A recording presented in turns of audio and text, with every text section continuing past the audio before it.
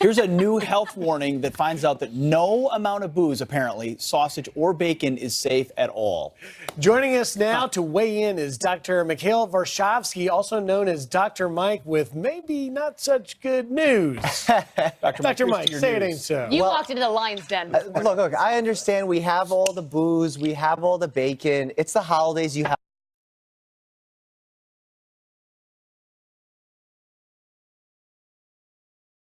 1%, that makes it not safe. But that's a judgment call on their part. What I decide is safe for me or safe for my patients is totally different. That's an opinion call. So what they're doing is they're trying to make it scientific while I'm looking at the human aspect of things. And that's where we have a little bit of a disagreement. Well, let me read some of the stats. So this year, an estimated over 1.7 million new cases of cancer will be diagnosed in the U.S. Can you tie that to diet? I mean, how do you break this down? How should we think there was a study done not so long ago that showed 42% of cancer cases are caused by preventable factors. And the leading cause of that was smoking, over drinking, indoor tanning beds, and being obese. So yes, maybe bacon slightly contributes to that. And if you think about the people that eat huge amounts of bacon, they're not eating fruits, they're not eating veggies, they're not eating healthy foods. That is true. No fruits, no veggies. No exercise. No, that's me. I actually have almost any of those. 3 to 4 slices of bacon every day. No, I really do, because why not celebrate Tuesday? Yeah, I mean, Tuesday, it might be the last Tuesday I ever have. But you also so what's wrong with that mindset, too? If you work out, maybe you can eat bacon. Here's the thing. It's not about making trade-offs. It's about understanding what's right for you. My job as a doctor is not to scare you with statistics. It's to give you the statistics so you can make your own decisions. Dr. Mike, thank you for joining us. We got to go. We got a heartbreak coming. Thank you for the news. Moderation, folks. All right, coming up is a Russia investigation hurting the Democrats' chances of taking back the House. And that's all we've got. Stick around. We've got another hostage that has been freed. Josh Holt, who was in Venezuela. He was in prison for 2 years. I just want to welcome you to the Oval Office, welcome you to the White House. You've gone through a lot, more than most people could endure. I'm just overwhelmed with gratitude for you guys, for everything that you've done. The president took a moment to talk about the ongoing talks with North Korea. We're looking at June 12th. In Singapore. That hasn't changed. That would be a great thing for North Korea. North Korea believes they can play Trump. Here's what they're going to learn. They can't. In this big IG report, they're looking into Hillary Clinton's email server and the conduct of that investigation. It could be explosive. It's going to get us closer to the truth. And a lot of people in the deep state, they don't want to see the truth. 78th Army Marching Band. All these guys and gals downstairs are going to be with us. Of course, it's Memorial Day weekend.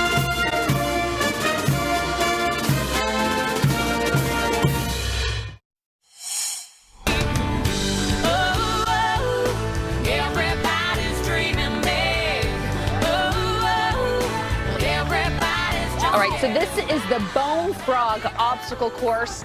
I think it's brought to us by none other than the Navy SEALs. So not an easy obstacle course if you're, look, I mean, it doesn't look easy. So they fattened us up with barbecue yesterday, and then they tell us today we got to do a Navy SEAL style obstacle course. Ridiculous. We've been watching it. Like, not easy. No. And you know what? I'll say this. Ed Henry strategically took this Saturday off. Yes, he did. Okay? He didn't want any part of this obstacle course. And Griff's got a broken wing. Otherwise, I know you'd do it. I've never been happier to have a bad shoulder. Abby? But Pete, you and Ed on this one, I've no doubt all of my money, every money that I've worked hard for would go to you. Thank you. I don't know if I can finish it. We'll see. We're watching it out here having some good laughs. It's not easy. No. We're having service members trying it right now. Yeah. So. But it is Memorial Day weekend, so we are here. Of course, it is about being with family and barbecue, so most importantly, about remembering and honoring those that have served and lost their lives fighting for our freedoms. Everything. Yeah. Absolutely. All right, so your pictures have been pouring in, so please keep sending them. Friends at FoxNews.com.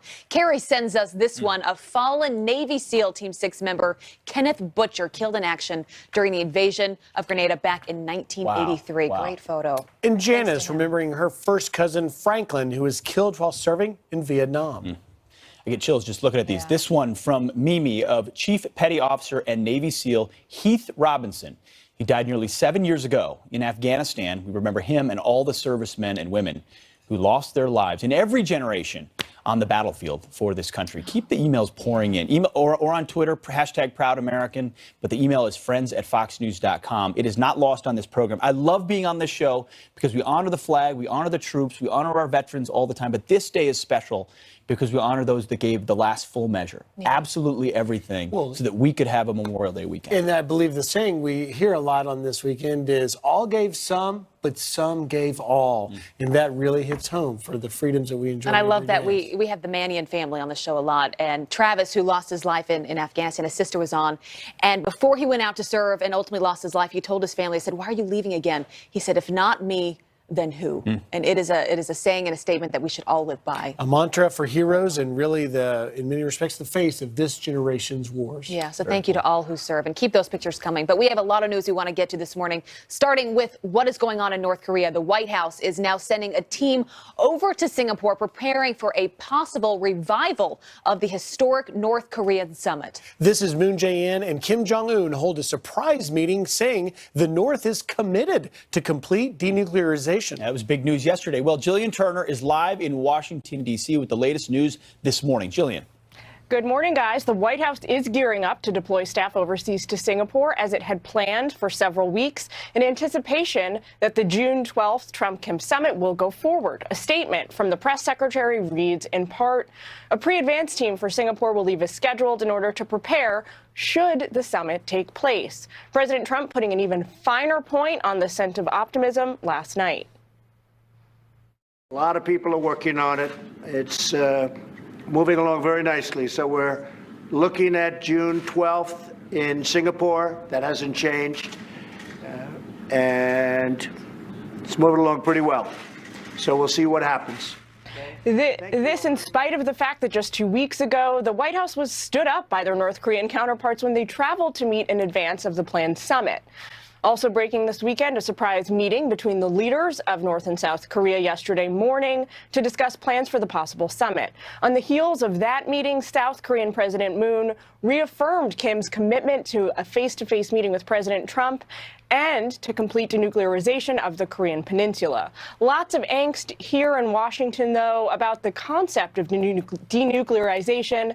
Experts have been cautioning the U.S. and the North have divergent views on what precisely the term entails. They say it's imperative the two sides agree to a common understanding and set expectations before Trump and Kim come face to face. Guys? All right, Jillian Turner, thank you so much for that. You think where we were just 2 or 3 days ago, the president sending that letter, pulling out of the summit in Singapore. This is how diplomacy works. It's always, in many cases, very unpredictable. But I think he made it very clear to Kim Jong-un and to China and everyone else involved that if you are not going to come to the negotiating table and agree with everything that we agree to, that we want as Americans, we are going to walk away. We will not go. And that was a big sign. Yeah, I mean, you've got diplomacy, and then every couple of decades, you have that high stakes, meeting or attempt to come to a conclusion with a avowed enemy. And you've got, Ronald Reagan and the Soviets. In this case, you've got North Korea. We've had nothing good to say about them for 2 decades. They've had nothing good to say about us. Suddenly we have this moment, but it's come because of brinksmanship and high stakes rhetoric. Yeah. A lot of people in the foreign policy crowd sometimes feel uncomfortable with it or bristle at it. But it's what it takes to bring a dictator like that to the table and then maybe give up his nukes. We'll see. Well, speaking of moments, the breaking news we had yesterday on this show, the Venezuelan release of Joshua Holt. Also not a friend of ours as well. Yeah, this is really quite amazing. You see, this is the video there of Joshua Holt. After 2 years of being in prison, he'd gone down to Venezuela to marry a woman. And this is a montage of that Oval Office meeting. Very emotional. Take a look.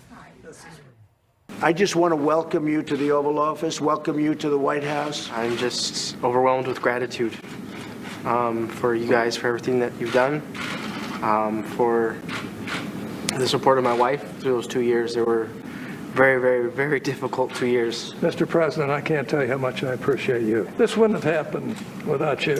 When you look back over your tenure in the presidency, this is just one of the many great things you're doing. We love you, boy, and we just want to support you every way we can. Nice. I appreciate it. I just want to say thank you to you personally for everything that you've done, as well as the State Department. Not really the great vacation that I was looking for, but just so grateful for what you guys have done and for thinking about me and caring about me, just a normal person.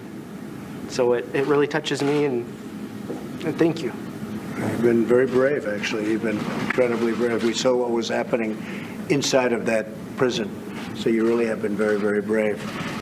A remarkable development. Senator Bob Corker of Tennessee actually flying down on Friday and getting on the plane and bringing Holt back. Yeah, you also saw Senator Orrin Hatch, who's the senior senator of Utah, who is retiring. He's not running for re-election. This was, I think, the end of his career, and what a big moment that was for him, because he's been working with Bob Corker for a couple of years now on this release. To imagine being in prison for 2 years, Pete, and then landing in the United States and going directly to the Oval Office and seeing President Trump. And you can see him there hugging his mom. I mean, seeing him for the first time, no idea exactly what he has been through.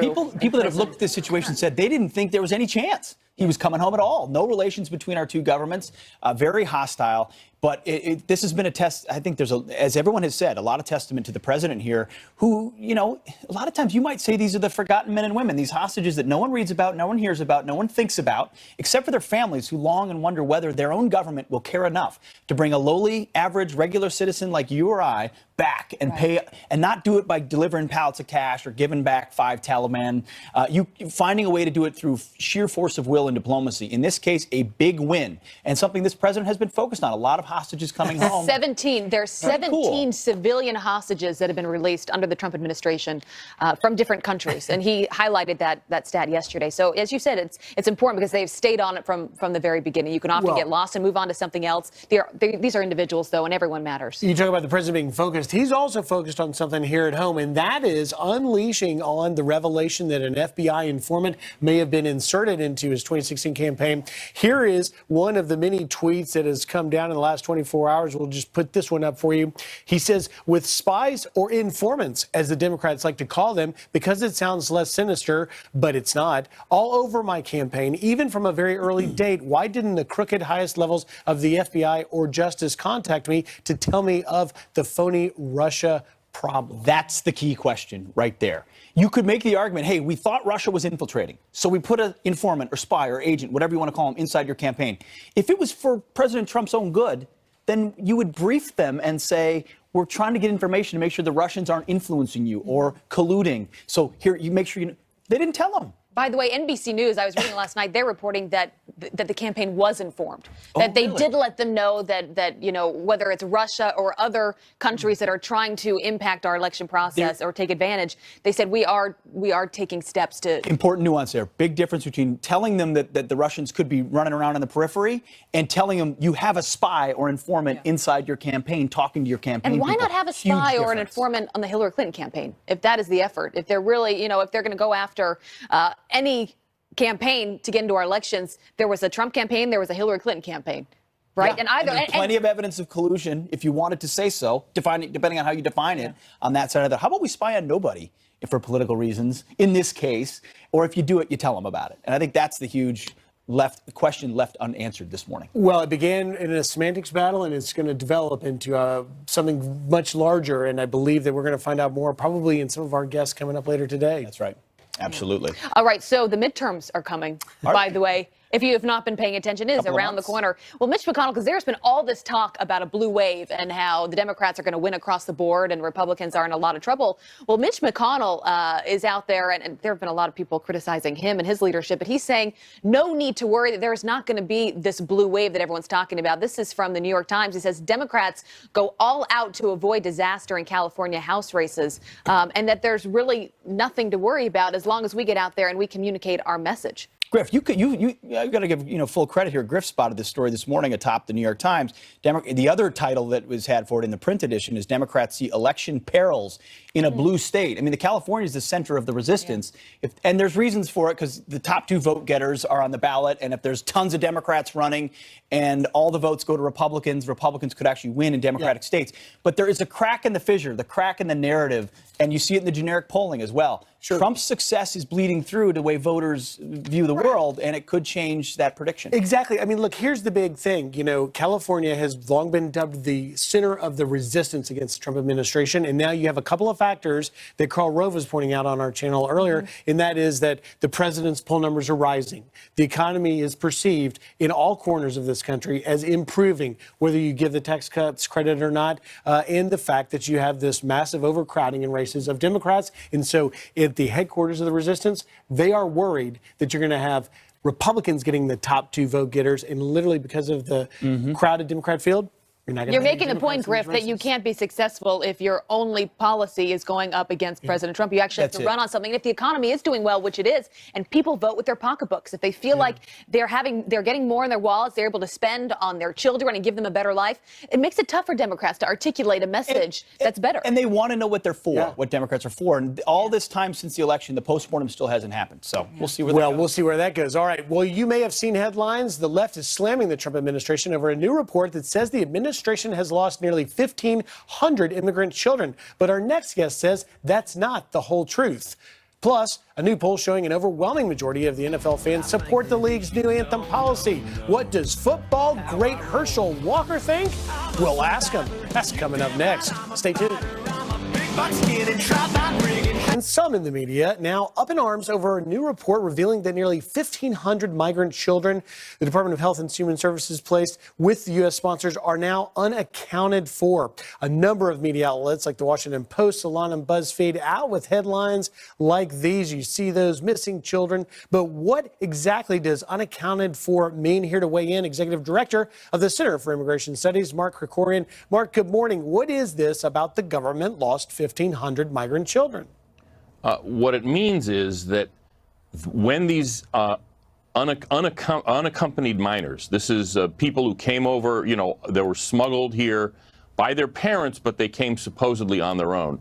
They were handed over to the Department of Health and Human Services, which takes care of this, and then they were placed with their illegal immigrant relatives in the United States at taxpayer expense. What this number represents is that 30 days afterwards, the social workers at Health and Human Services try to call up on the phone and say, how are things going? And this number of people, 1,400 something of them, they couldn't get in touch with. They didn't return the phone calls, or they lied about what their phone numbers are, they moved, something like that. And this is exactly the same thing that happened under Obama. We released a report on this a year and a half ago, and there was nothing, no crickets, because the problem here is not that some 4-year-old is wandering the streets in the middle of the night. Nothing like that is happening. The problem here is that the government has no idea where they are. Therefore, they're never going to show up for their hearings, and they are here illegally, permanently. Under Obama, that was a good thing, so it never got any news coverage. Now they're saying, oh, my God, Trump lost kids. Now it's news. It's interesting, Mark. So, is it your sense then that this has become political? I mean, it appears, if you look at Twitter and some media outlets and really some stars, Alyssa Milano and some others tweeting that this is unbelievable that this has now happened, comparing it in some cases as if it were that terrible story of the Boko Haram girls being kidnapped for the purposes of being terrorist wives. Is this the same thing, or is this just a politicization of the story? Yeah, I mean, this is a classic propaganda operation. I think it probably sort of happened by accident. Nobody planned it. But this is the way propaganda works. You take a fact that's real, a kernel of truth, and then you twist it and manipulate it in such a way that's going to resonate with the target population you're trying to manipulate. There's no question there are actually a handful of people probably of these young people who were put in some kind of bad situation. That's entirely possible. But the bulk of this problem is that these illegal immigrants are on the run, and the relatives that they were placed with don't want to talk with the government. That's why we can't get in touch with them. Right, Mark, very quickly, because we're almost out of time, though, for the practical viewers, are these kids missing? No, they're not missing. They are missing as far as the immigration system is concerned. And the point of that is that they basically were never going to find them to return them to their home countries. That's the problem. It's not that they're on a milk carton somewhere. All right, Mark Krikorian, thank you very much for joining us, and hope you are enjoying your Memorial Day weekend. Thanks for clearing that up for us. Thank you. All right, coming up, a new poll shows an overwhelming majority of NFL fans support the league's new anthem policy. But what does the great Herschel Walker think about that? Well, we'll ask him. That's coming up. Freeman dropped from Visa commercials, the credit card giant suspending all marketing efforts featuring the actor after 8 women now are accusing him of sexual harassment. Freeman denies those allegations, but apologized to anyone who felt, quote, uncomfortable or disrespected. And it turns out the Obama's high-paying Netflix deal is thanks in large part to a major campaign donor. The New York Post reporting that the executive who helped broker the deal contributed nearly $600,000 to Obama's 2012 campaign. The new deal to produce a variety of content is believed to be worth more than $50 million. Pete, over to you. I will save my commentary. All right, turns out NFL fans overwhelmingly support the league's new national anthem policy. A new poll revealing 53% support the move, 32% oppose, and 15% have no opinion. Here to weigh in, former NFL player and Heisman Trophy winner Herschel Walker. Herschel, always an honor. Appreciate your time this morning. So you've watched what the NFL did. They said if you're not going to stand for the anthem, you stay in the locker room. It looks like 53% of fans support that policy. Do you support that policy? Well, I support the policy, but I don't understand the policy. And the reason why is, first of all, the NFL made a deal with the military that everyone would be on the field standing. Well, now we're going to change. Now we're going to put people in the locker room. But some owners said that they'll pay the fine. So what is the policy? And I think that's where I think both sides have missed the mark. So so the fine is levied against the team, not the player. And I think you're referring in some part to the Jets owner who said he would pay the fines for players who demonstrate. So are we going to get to a place where this policy doesn't actually solve anything? And you've got some owners paying fines and people are still kneeling and others are staying in the locker room. Is that what you're criticizing? That's exactly right. My point at the very beginning, there's no doubt Black Lives Matter. And, being an African-American, I can say that. I said it at the very beginning. I think the commissioner has pushed it down. He didn't want it on his table, so he pushed it down to the owners. And you have owners that want to be politically correct rather than just. And I think the way you be just is you tell everyone to stand. Everyone, you're going to stand. You're going to stand for the national anthem because, to me, it means more than just what they're talking about. But here, after this season, we're going to go to Washington. We're going to march on the Hill and talk about this. I think that's what they need to do. So you're saying simply split the protest from the flag. And a guy like Roger Goodell and the other owners should have realized, let's get the politics out of it. It shouldn't be nothing political about standing for the anthem. And then if you want to, and they're also donating millions of dollars to social justice causes. So they've clearly already said that they're interested in that as a league. You're saying just these half measures are going to mean we revisit this debate. Well, you're donating millions of dollars to social justice, but then if that is true, which NFL gave a lot of money to a lot of the players for a situation like this, so why are they still debating this? So if there's something that's still wrong, which is what I've been saying, guys, the majority of the athletes in the league are African American. The first thing that the commissioner should have said when it first started with Kaepernick, you're going to stand for the national anthem. And after this season, we're going to go to Washington, and I'm going to help with this situation, not pass it to the owners. And then, people are upset because an owner have to tell the team what to do. He owned the team. But now it's like you can stay in the locker room. If it come out, I'll pay the fine. So what did you solve? I don't think anything got solved here. Well, I think on that measure, you'd make a great commissioner. Hey, stand on the field, protest after the season. Makes a lot of sense to me. Herschel Walker, Heisman Trophy winner, great guy all around. Appreciate your time. Thank you. Thank you. All right. Well, first it was Amazon. Now Google and Apple could be hit with new taxes to fight homelessness in California. Is that really the best solution for that problem? Plus, we're putting the Navy, Marines, and Coast Guard to the test. We might throw some Army guys in there, too. On the plaza, it's the Bone Frog Challenge, a real-deal obstacle course. I'm sweating, not the meat sweats this time. It's the obstacle course sweats. Coming up next.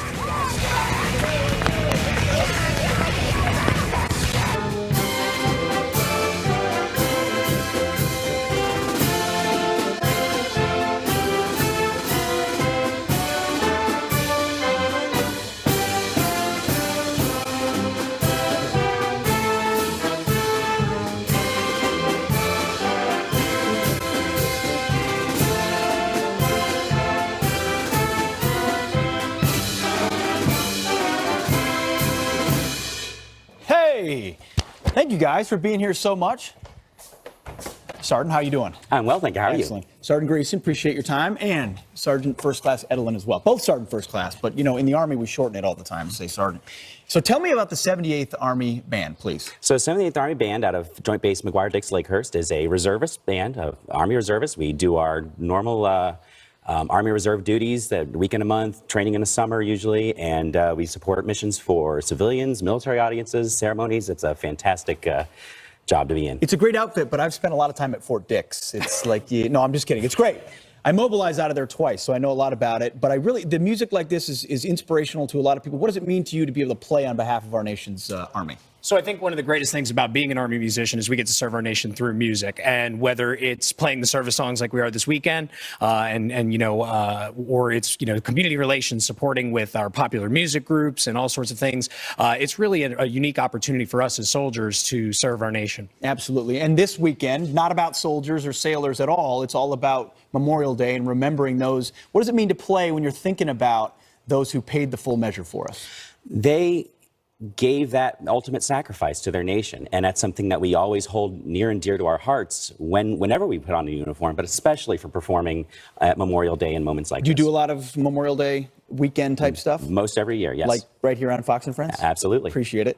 And what's one of the more inspirational moments or times in your career as you've played music on behalf of the Army? I mean, there's been so many, but I think one of the most amazing things is especially around Veterans Day when we play, and soldiers, former soldiers, airmen, Navy, Marines that we see wheeled in wheelchairs. They've served, many, many years ago, World War II, Korea. And then when they hear their service songs, they stand up as straight as they were when they were 18 years old. It's very cool. I've had many of the same memories. 78th Army Band. Soldiers, thank you very much for your service. We appreciate it for being here. Will you stick around for the rest of the morning? They're like, we don't spoke unless spoken to. You can speak here. Don't worry about it. Abby, up to you for some headlines. We need to learn from them, Pete. It's so great having them in studio this morning. All right, thank you so much. Bringing you some other headlines that we are following closely this morning. A woman held captive by her armed boyfriend uses a secret note. You can see right there to escape. The Florida woman slipping this to a veterinarian, reading in quote, "Call the cops. My boyfriend is threatening me. He has a gun." Convicted felon Jeremy Floyd, seen right here, insisted on going with her to take their dog to the hospital. The note still led to the 39-year-old's arrest. Well, the woman told deputies she was not allowed to leave home for 2 days and was reportedly beaten and threatened at gunpoint. Yikes. Also, this music superstar Justin Timber paying a visit to victims of the horrific high school shooting in Santa Fe, Texas. The singer meeting with students still recovering after a gunman opened fire. That's Justin Timberlake you see there, killing 10 people. Here he is thanking the nurses and doctors treating them. Timberlake even wearing this shirt reading "Santa Fe Strong" and dedicating his song "Until the End of Time" to remember the victims during his Houston concert. That is great. And J. Crew coming under fire for pushing feminism on young boys. The company sharing this photo of a boy wearing a pink shirt reading "I am a feminist too." The Instagram post shared with the caption "Stardom Young," sparking a heated debate. Some sizes are selling out of the controversial shirt, which sells for just under $20. And Defense Secretary James Mattis kicks off Memorial Day weekend by showcasing his humility. The four-star general spent his Friday morning serving breakfast at the White House. Press Secretary Sarah Sanders tweeting this: "I was one of the lucky ones to see him yesterday morning. He assured me they hadn't let him help cook. Such a great surprise to start the morning with Secretary Mattis." Apparently, he's not a good cook. What does the Mad Dog serve?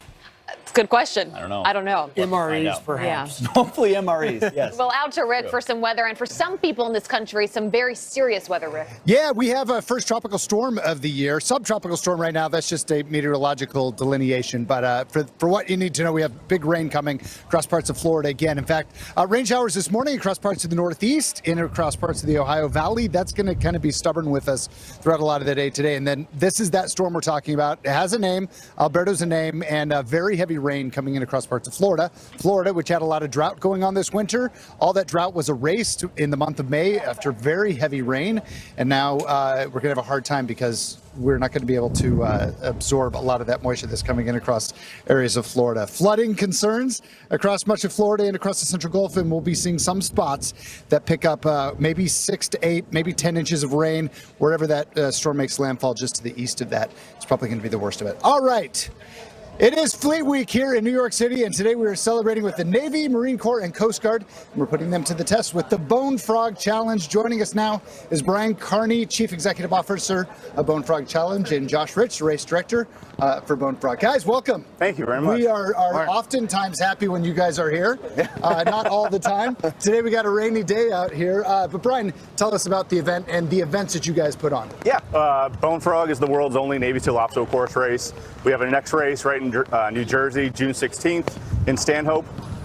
Race distances for pretty much everyone out there. We have a 3-mile, a 6-mile, and a 9-mile race, and even a kids course. So, Josh, what makes this different than a lot of the other challenges that are going out there? Well, we tie in like a lot of military aspects, and we have memorial walls and obstacles that honor like fallen comrades and stuff like that, which is not on this one right now, but on our bigger courses you'll see that kind of stuff, tied into it. So how long would it take if somebody's thinking, hey, maybe I want to do this, but I'm not in the best of shape like a Navy SEAL or going through the training that you guys go through? Is this something anybody can do? absolutely, and that's why we have the different distances. The 3-mile only takes about an hour. The 6 miles, maybe 2, and the 9-mile is about 2.5 to 3 hours, depending. Okay, is there a teamwork element to this, or is this everybody on your own? No, we have this. Yeah, it's definitely 4 teams. Most people run our course, run as a group. They help each other through it. Everyone has different strengths and weaknesses, and that's what it's all about. All right, last year when you were here, Brian, you said, and I wasn't doing it because I'm in perpetual state of injury nowadays, you said, hey, no, don't worry, we have like 70-year-olds who do this. I took great offense to that. What's the oldest person that you've had do this race? 77. 77. Lady ran at 77 years old. She did phenomenal. It's getting out there, getting over your own hurdles, trying the obstacles, and having fun with it. All right, we're going to get over these hurdles in the rain today. Thank you guys very much. Bone Frog's next event is June 16th in Stanhope, New Jersey. You can head to our website to get a discount if you want to join. Guys, send it back to you inside. Rick, you running it this morning? No. I'm in the perpetual state of injury now from this show, pretty much. I wouldn't run it in a suit, but No one's available to do these courses anymore, Pete, except for you and myself.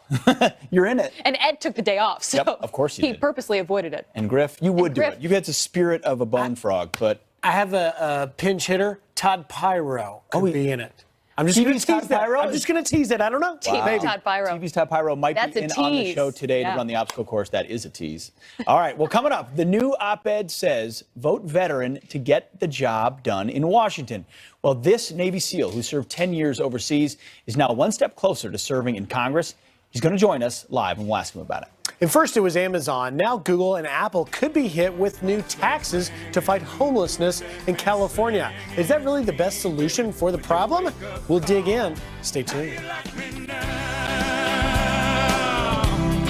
Information.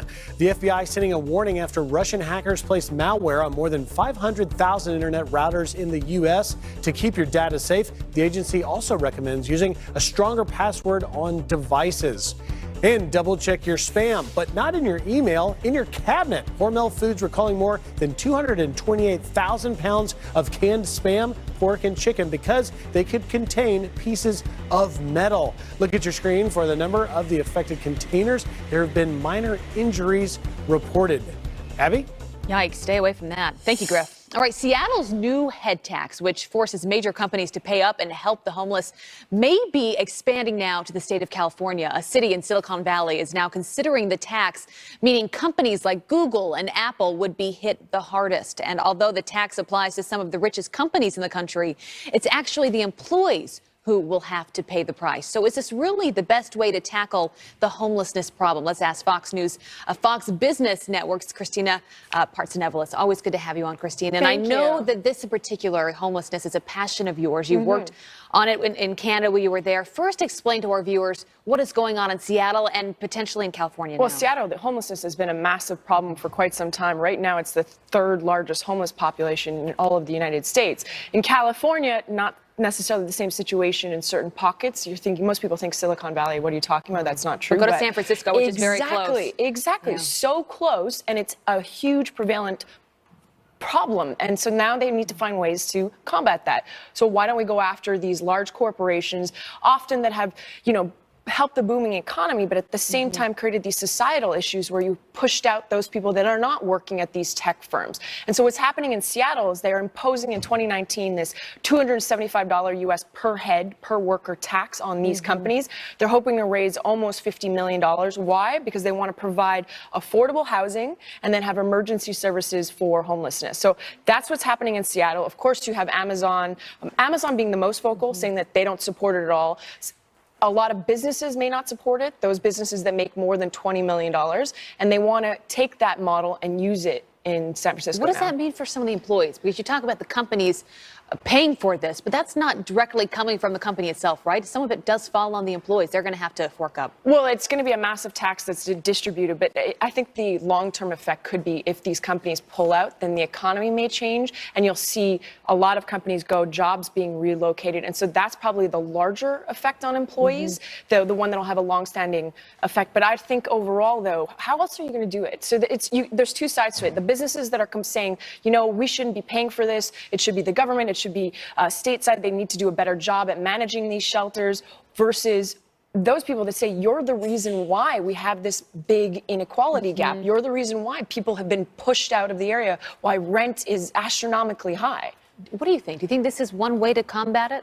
I think at this point, like Seattle's an excellent example. What are you supposed to do at this point? You can't just say, oh, rezone the area so that you have more affordable housing. They need the money to do that. And here are corporations that potentially could put a little bit forward. Yes, they've helped the economy boom, and I love business. I work on a business network, but at the same time, I've seen this in several situations all across the world, and yet it's not changing. So they need to do something, and they need to get the money from somewhere. And we see it everywhere here in New York City. Yeah. It's just This heartbreaking. is an excellent It's heartbreaking. example. And if you do care, you want to do something about it. It is a passion of yours. As I said, you spent time in Canada, even meeting with Justin Trudeau at some point. You slip on the streets just to get a sense of what it is like to be homeless. Yeah, so you can have some people that are saying, well, you know, I was a student at the time. This is in Ottawa when I was doing my Master's of Journalism, but we did this for over 5 years, 5 nights. We sleep outside during the month of March, freezing temperatures, snow. There in the corner, that's me under a box, just trying to experience it, but also raise money. So we've raised over $1 million Canadian for homeless youth shelters because you have to tackle the problem right away. And we met a lot of homeless people throughout that entire experience.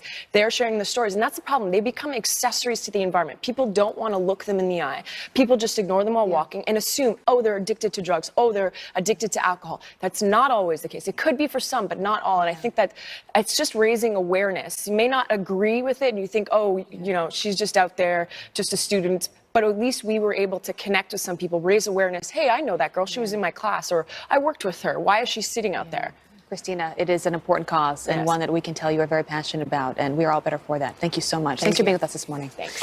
All right, coming up on the show, the media running wild with this LA Times headline about Border Patrol Council President Brandon Judd saying that he called Trump's decision to National Guard troops to put them on the border a colossal waste. Brandon Judd here to set the record straight. He is here next hour. You don't want to miss it.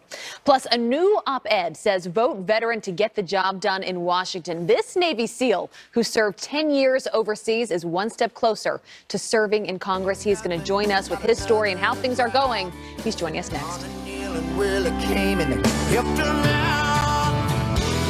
For 10 years, including multiple tours in Iraq and Afghanistan, losing his right eye during his third deployment.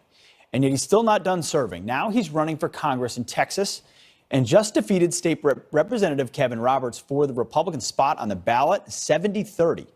This, as a new op-ed declares, vote veteran to get the job done. So is this part of a new and important trend?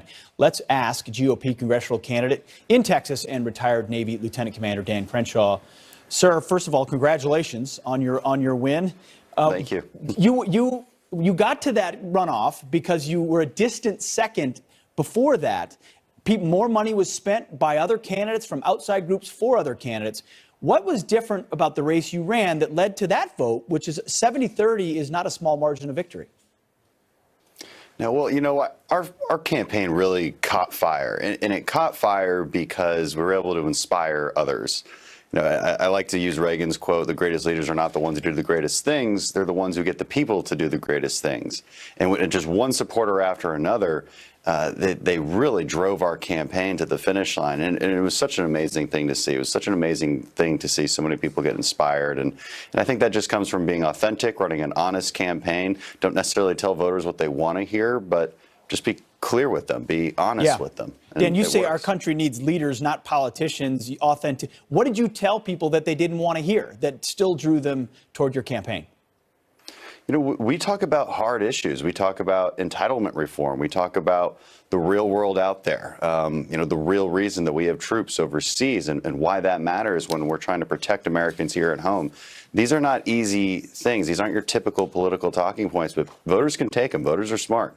So you're saying the premise that a voter is smart as opposed to being dumb and need to be told what to do, or that they'll just abide by a campaign ad because they saw it, you were able to cut through that with authenticity, putting the flag first. People are yearning for that. Absolutely. That and a lot of hard work. You know, veteran candidates are disciplined. We're fast learners. And we can also adapt to new facts on the ground without getting too emotional. I mean, that's just staying mission focused, I think, is important when you're running a campaign like this, going up against hundreds of thousands of dollars or millions of dollars in this case. Dan, did you think you could win?